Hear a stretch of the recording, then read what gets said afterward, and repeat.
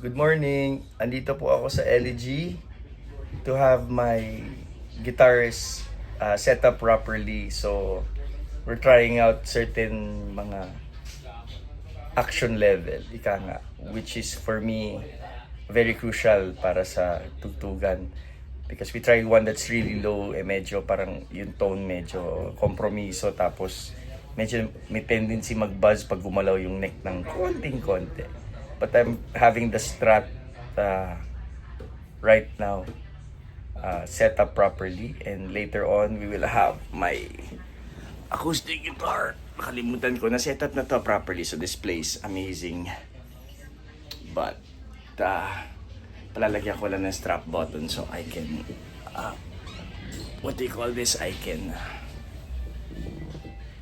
use it standing up on stage.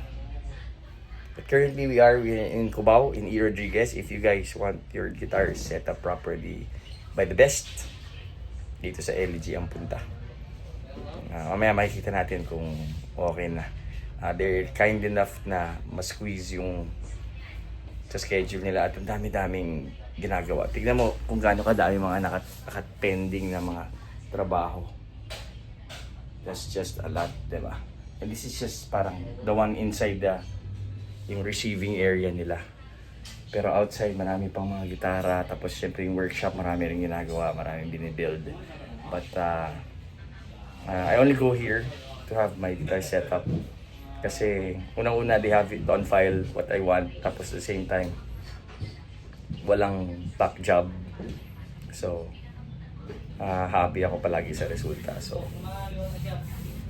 mamaya pala may gig kami sa Turning Tide sa Marikina. So I'll probably use the Strat tonight.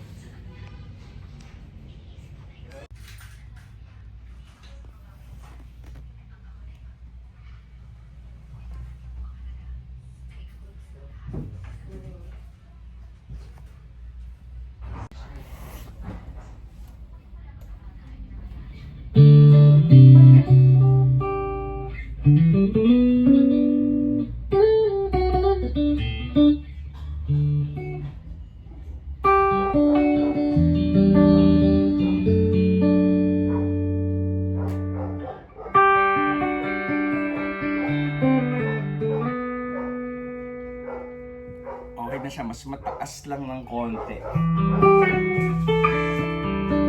Para may laban siya.